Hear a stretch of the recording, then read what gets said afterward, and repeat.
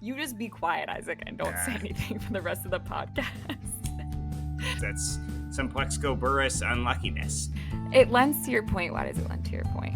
I'm interested what? to hear I what cannot you guys believe think. you just jumped this on us.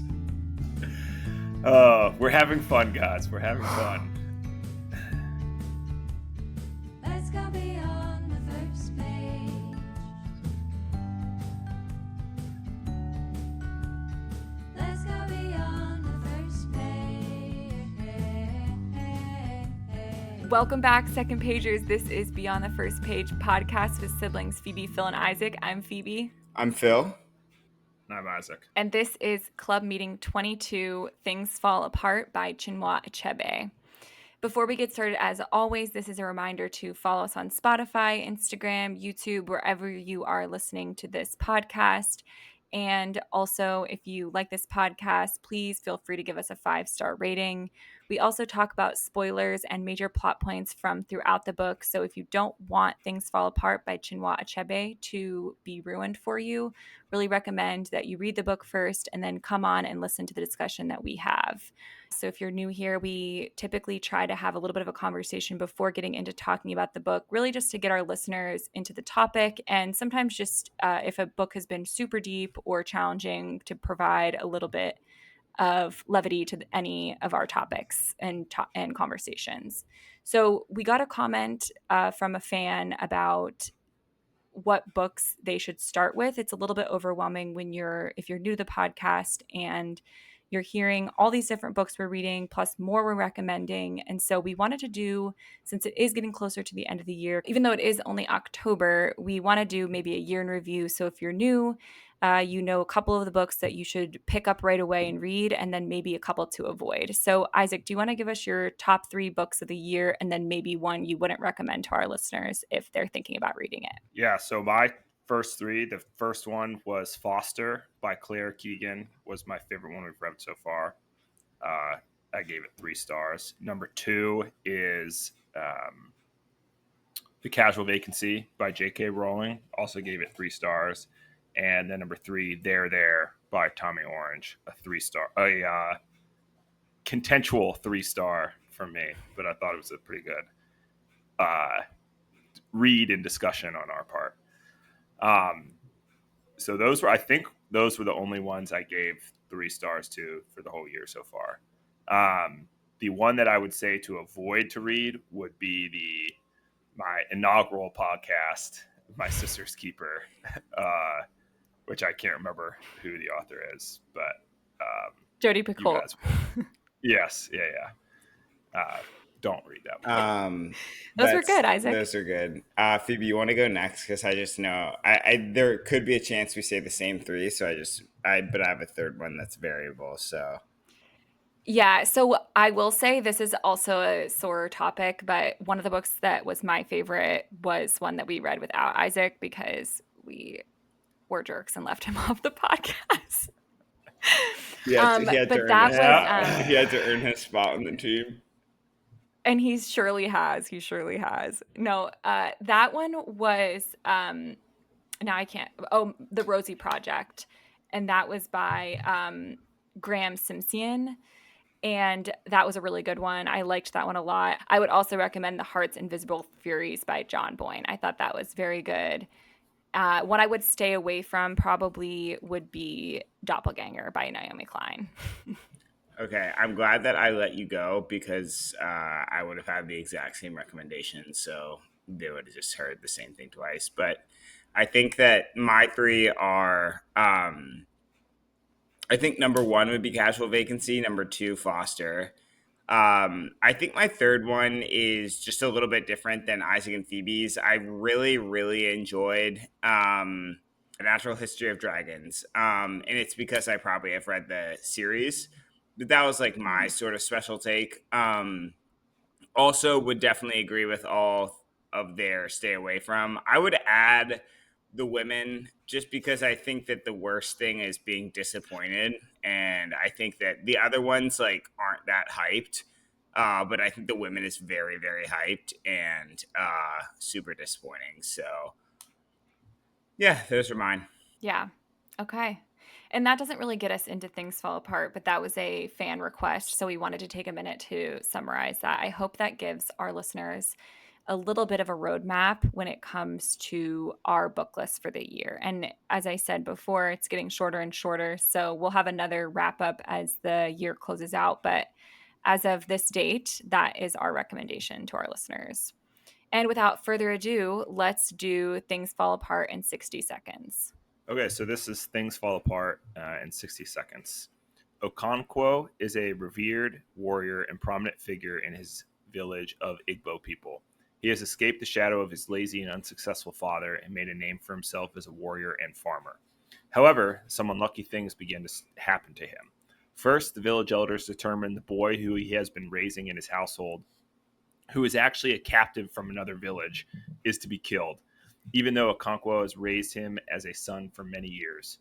When the men of the village take the boy to be killed, he tries to escape, and it is Okonkwo who ends up striking him down to prevent his escape. It takes a while for Okonkwo to recover psychologically from this event, but he eventually does. More misfortune strikes when Okonkwo's gun goes off at a celebration and kills another clansman's son. Because this is a crime, Okonkwo is banished to his mother's village for 7 years. Okonkwo has aspirations of becoming a village elder, and in his exile, he is planning for this when he returns. However, English Christian mercenaries begin to move into the region during his exile, and when he is finally allowed back to his village, things have fallen apart, and nothing is how it was before. Okonkwo wants to rebel, but while the village is ready for a small resistance, they are not ready for war. That was a perfect summary, as always, Isaac. Really appreciate that. And I think without further ado, we can get into talking about our thoughts and feelings on Things Fall Apart. And I think the way we wanted to frame this conversation was if you look up themes of Things Fall Apart on Google, or even just, I mean, to me at least, it was glaringly obvious that this was a story about masculinity and ideas of masculinity. But it's interesting when we started talking more about what stuck out to us in this book that we all three had different definitions or ideas of how that was portrayed. And so we wanted to take the readers and listeners through what stuck out to us. And Isaac, I was hoping you'd start us off and also add anything. This is kind of a little bit more vague of a concept. And so if you wanted to add anything. Okay, so inside this theme of masculinity, the thing that kind of stuck out to me the most was this idea of like what prosperity is or what success is. And as I was reading it, I was just kind of noting how, like, okay, this success in this culture is, you know, a successful farmer, being good at war, being able to wrestle well. And then as I was trying to prepare for this, I think there was a lot of like lessons for the reader and just like what success means in general. It doesn't have to be obviously it's portrayed in a way in this culture. But this idea of success and prosperity can be, you know, skewed to any level and can be meaningful for a present day American reader. And you can get a lot out of what it is. So I had or what the message about it is that I got anyway. I had a couple quotes that kind of like solidified it for me when they talk a lot about how Okonkwo had to like work to get the yam seeds and had to like go to the old guy who was successful and say like, hey, I'm going to get these yam seeds. You know what a hard worker I am. I'm going to get them back to you. Essentially had to take a loan to grow yams and then give him back the seeds that he had. Was I thought cool and like showed how much he was working. He was, like I said in our 60 seconds thing, he was trying to separate himself from his dad. His dad was known as the lazy drunkard in the village. He never made a new farm. He never really tried to become successful, keep his hut good. Whereas Okonkwo had this really nice compound, 3 huts, you know, had his wives and whatnot. And then I think this quote will kind of help go along with what Phoebe and Phil talk about as well, because I think, Phil, you're going a different angle. But the one that I found kind of while, you know, preparing for this was perhaps in his heart, Okonkwo was not a cruel man, but his whole life was dominated by fear, the fear of failure and of weakness. It was deeper and more intimate than the fear of evil and capricious gods and of magic, the fear of the forest and of the forces of nature, malevolent, red in tooth and claw. Okonkwo's fear was greater than these. It was not external, but lay deep within himself. And you can see this in the book. He is just so terrified of being thought as lazy, being thought of as a failure, and of not achieving what he sets out to do. And it is almost to his detriment because, there was that peaceful time and he beat one of his wives. But that was kind of the start of him sort of like showing that he is like completely controlled by this idea of not being the best and the most successful, which I think just shows that like his drive for success, and this can be eschewed to today's world, like your drive to success can be a detriment to you. And I have another quote that kind of talks about like what is success or what is prosperity, and it could apply to both present day and in this culture from the Africa in the 1890s. So this is Uchendo, which is Okonkwo's uncle, so his mom's brother, when he is banished from his village and he has to go live with his mom's village, which was like, to Okonkwo a huge disappointment. And I think Phoebe's going to talk about that juxtaposition of, the mother's family being seen as a failure or as weak or something. So it says, we do not ask for wealth because he that has health and children will also have wealth. We do not pray to have money, but to have more kinsmen. We are better than animals because we have kinsmen. An animal rubs its itching flank against a tree. A man asks his kinsman to scratch him. And kind of talk like it's just showing like there's more than just like the material wealth. There's I think great lesson for even today's world. And you're finding what your definition of success and prosperity means. So that kind of just stuck out to me. I thought inside this realm of masculinity, he's like this big macho man, is known as the best wrestler, can throw. He threw that famous wrestler, the cat. That's how the book starts out.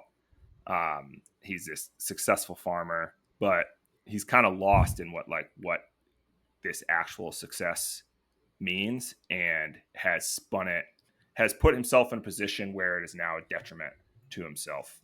I think you've hit on two things that are interesting to me. And the first one is that we should have maybe had you go last, Isaac, because I think you actually captured what Chinua Achebe was trying to portray with this book and why it was so critically acclaimed.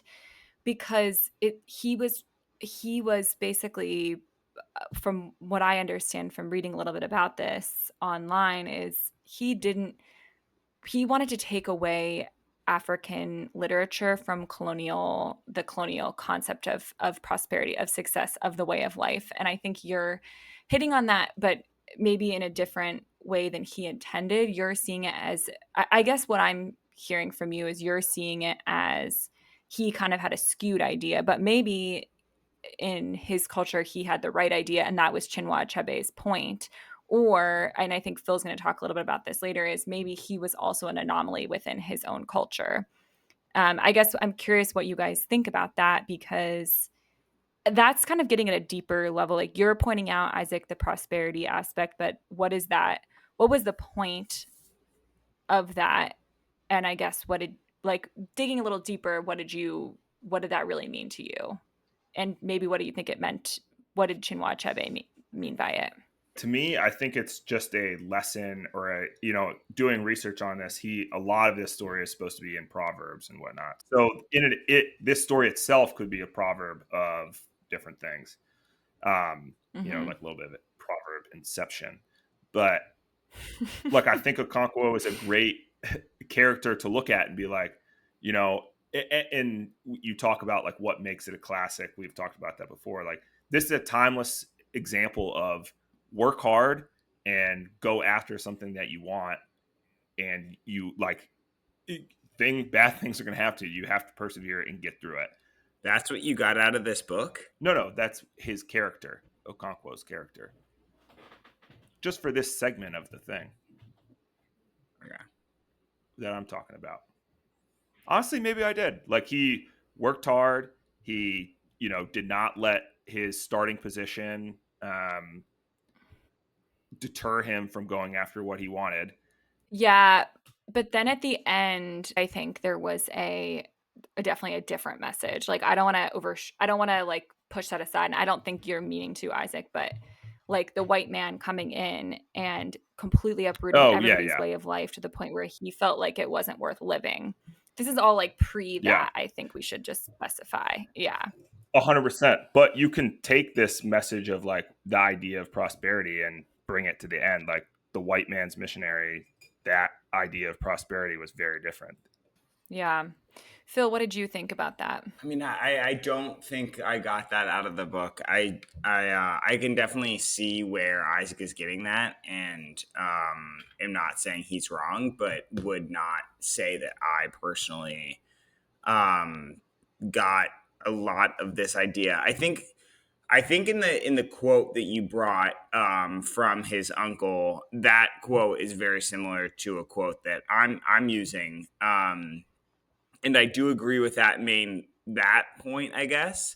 But to me, it seemed so strong that he was not prosperous in anything that he did. I don't think he Hmm. was successful in anything. I think him throwing the cat at the beginning was this, like, at least I took from it how sort of shallow that sense of fame and prosperity was, because I mean, that way of getting famous, of fighting, and once you lose, you're done, is so tenuous that it's just like that was him saying this guy's fame was built on a pedestal that it would take one loss for him to be gone. It would take one loss for him, and he did lose, and that's like his, like, he's not the guy that threw the cat anymore. And those are the points that I want to make. But I want to give Isaac's points his due diligence, because I do think that what he's saying makes sense as well. So I don't want to shift to my sort of part too soon, obviously. Yeah, I guess maybe the idea of he achieved material success, but he never was really satisfied, and so therefore was not prosperous. Which the quote about that his uncle tells him, like, "Hey, it's really about like your family and community that you're with that makes you. That is what wealth is." And he's like Hmm. in exile, moping the whole time that he has to live with his mom's family, just planning his ascension to a village elder when he gets to go back. Um, Yeah, I could see that.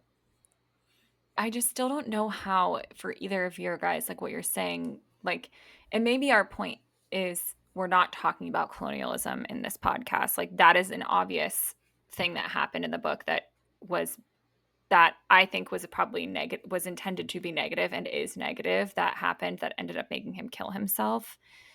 But so, like, that's all an aside. Like, this is all separate idea from colonialism. Yeah, I mean, I guess, yes, colonialism is a large part of this book, but to be fair, it is not even present until part three. So, Yeah. Yeah, I'd I say it's think not a large part. I think I it's that's probably what a I large part in the series. Series. I would right. agree. Yeah. I think that Yeah. Which, by the way, it's a series for those of you who didn't know. the main point of colonialism in this book is how it interacts with his masculinity. I do think that is actually true. Okay. Yeah. No, that's a good clarifying point because I kind of am getting lost between these two conflicting large concepts. So I think that's good perspective to lend to our listeners. So yeah, sorry, Phil. Go ahead, and I think it would be interesting to hear your point now. Yeah. So basically, my point is that he's ridiculously masculine, to the point of being overly masculine and toxic in how he does it, and just takes it too far, and that is to his detriment. He's unable to sort of be happy or even think about other ideas of how to be a man within his own society, and because he just takes everything to the extreme, that ends up being sort of his Achilles heel. And I think we see it in every part of this book. I think the first part, he's literally banished for being like for having no sense of forgiveness or ability to control his temper at all. He murders his adopted son basically after it's not like even a passion of a crime of passion. It's really everyone is like, dude, don't do this, and he's like, Right. wait, and then he does it. And it's funny because this crime is quote unquote female. The No, wait, quote sorry, Phil, you're confusing. So he kills the son, which that was like proclaimed that the village seer was like, you have to kill this man. So he kills the adopted son. But then the gun or accidentally the goes gun off at a accidentally goes off. celebration. And Yeah. that's the female crime because it wasn't an intentional Right. crime. I'm So they sorry. classify it as female. That's okay. I just want to be Yeah. clear No, for that's our great. But listeners. Well, that is the second one is the one that he is banished for.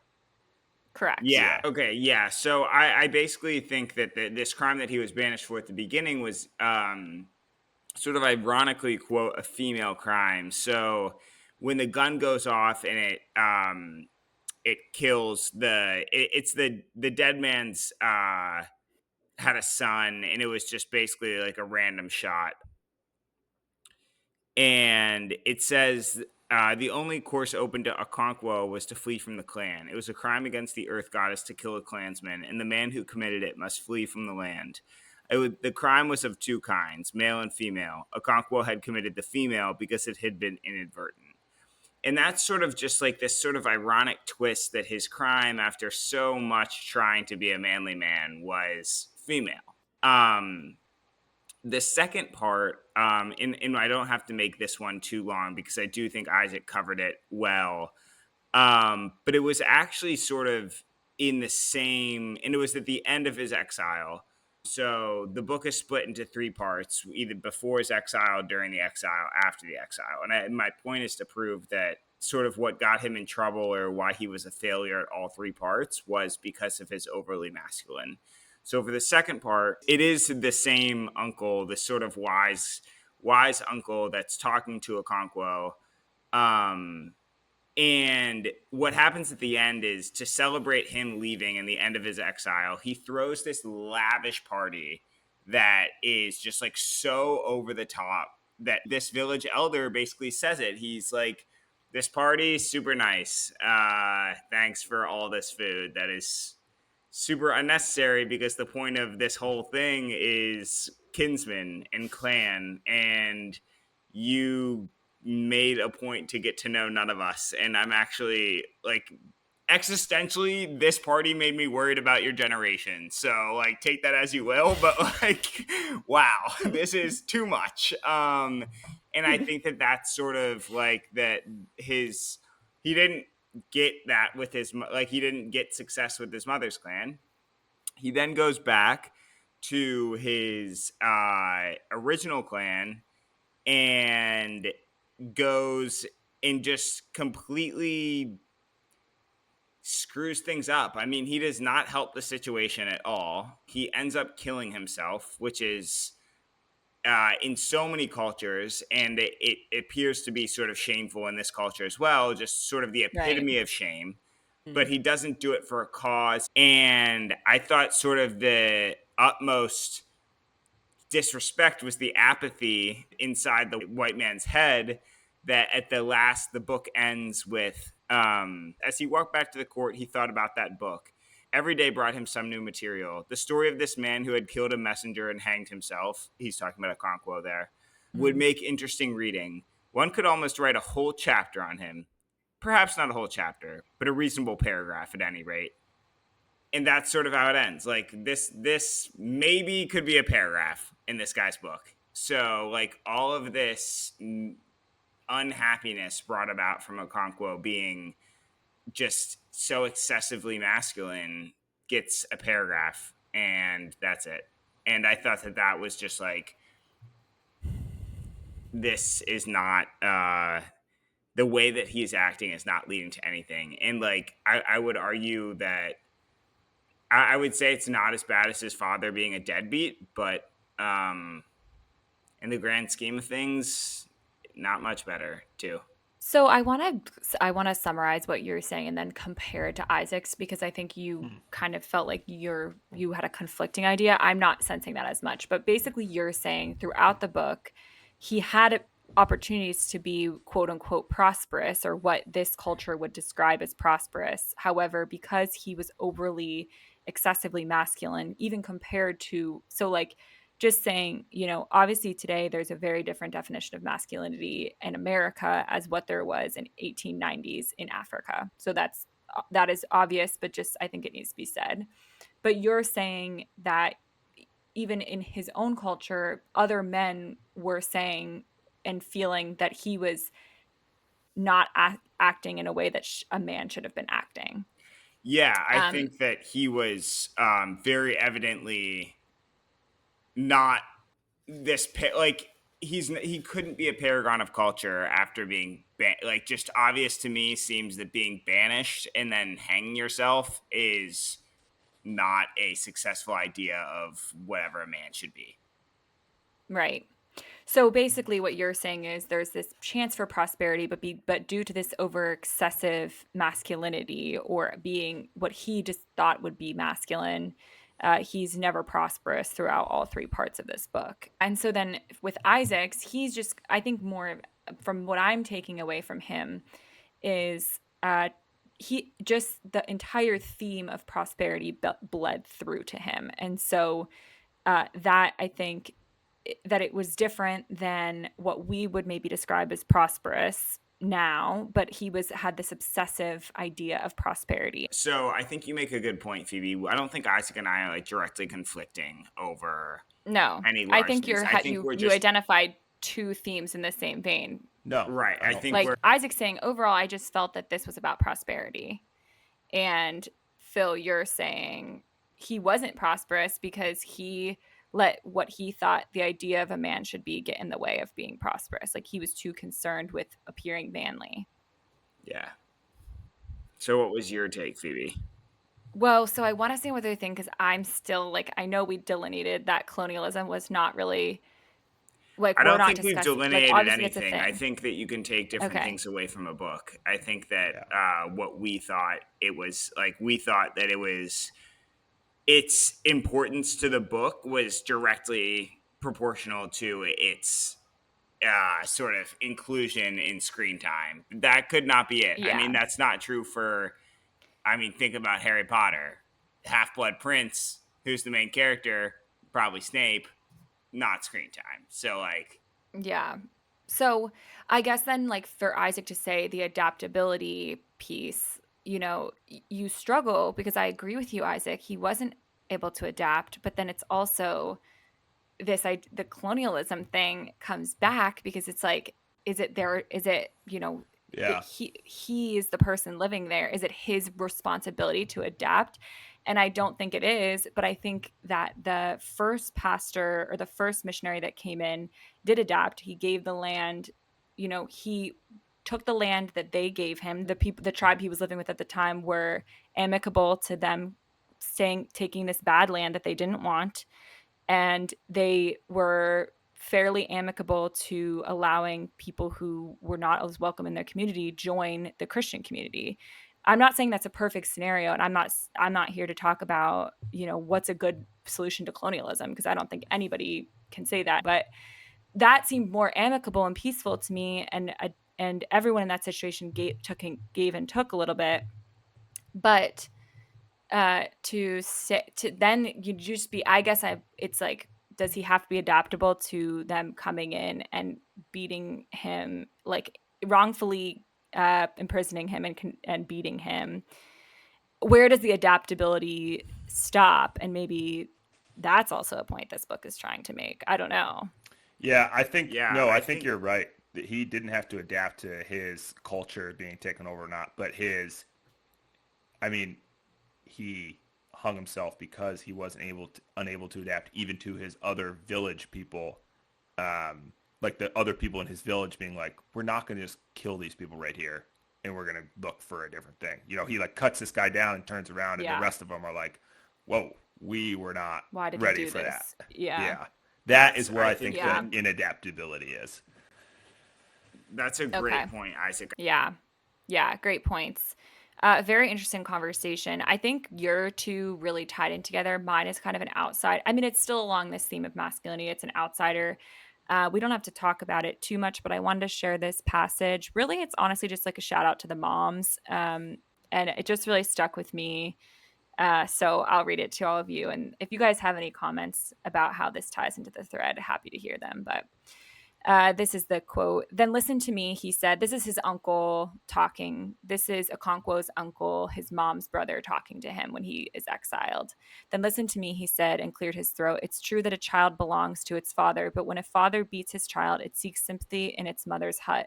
A man belongs to his fatherland when things are good and life is sweet, but when there is sorrow and bitterness, he finds refuge in his motherland. Your mother is there to protect you. She is buried there. And that is why we say that mother is supreme. Is it right that you, Okonkwo, should bring your mother a heavy face and refuse to be comforted? Be careful, or you may displease the dead. Your duty is to comfort your wives and children and take them back to your fatherland in 7 years. But if you allow sorrow to weigh you down and kill you, then they will all die in exile. And actually, I think that quote kind of perfectly summarizes this entire discussion, really, of what we've been talking about. But that really stuck out to me. I thought it was a fabulous quote, fabulous passage. And I think it lends to your point, Phil, because that's showing me that he does have an outsider's viewpoint, even within his own community. His uncle is saying, there's a time and place for both sexes here.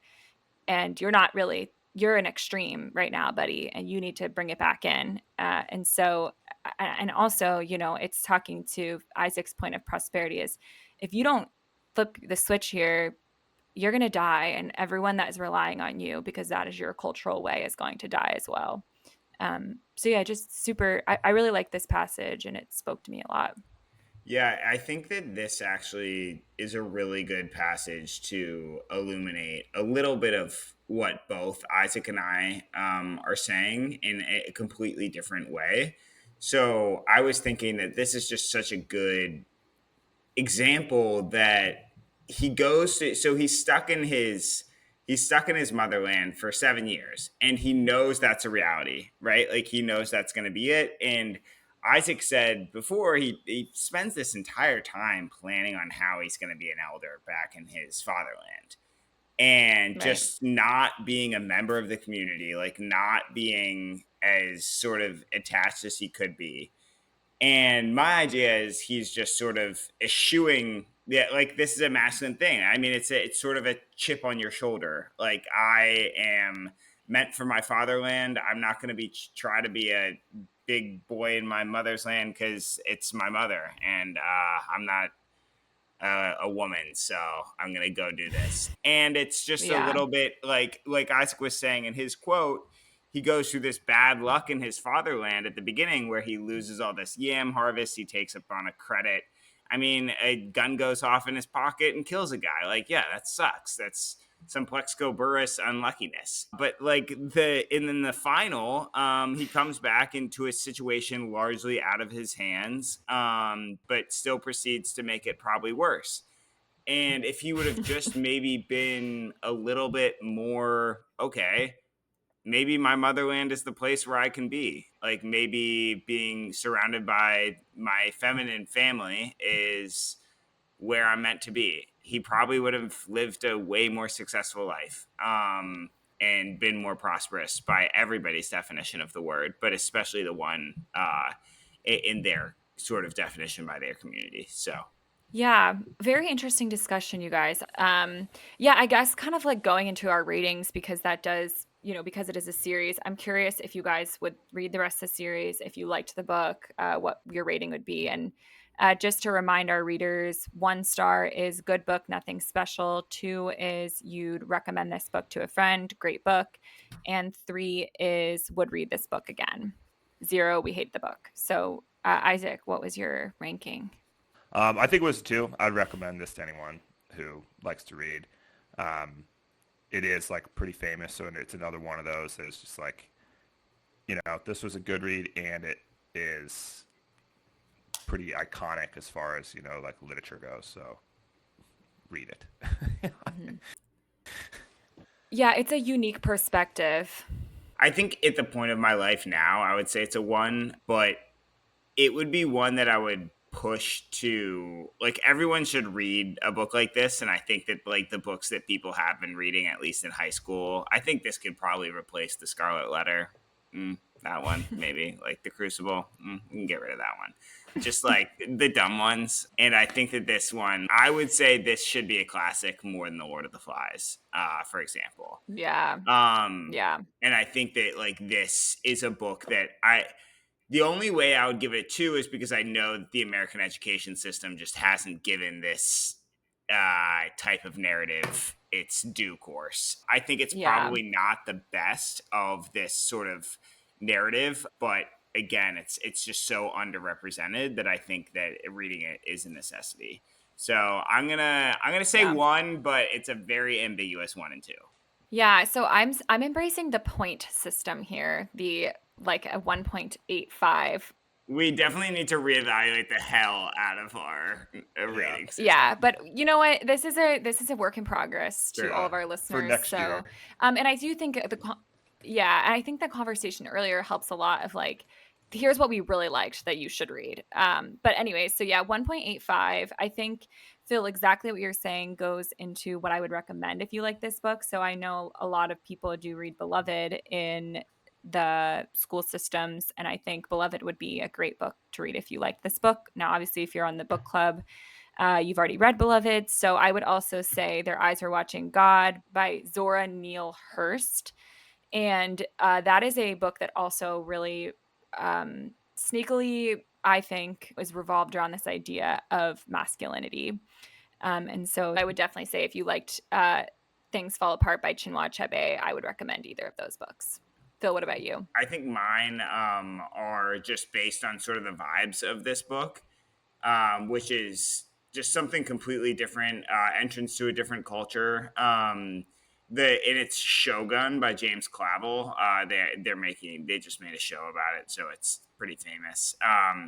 Really, really long, but it's about a Portuguese man in Japanese culture. So very interesting, just sort of this fish out of water. The second one is, again, very different, but gives you an idea of tribal African culture. I wouldn't say it gives a good perspective of any, like, I'm not going to take in either side to this is from a white man's perspective. So it's not really about perspective. It's just the subject content is pretty similar, and it's just a thriller. So it's completely different than this book, but it's called The Quest by Nelson DeMille.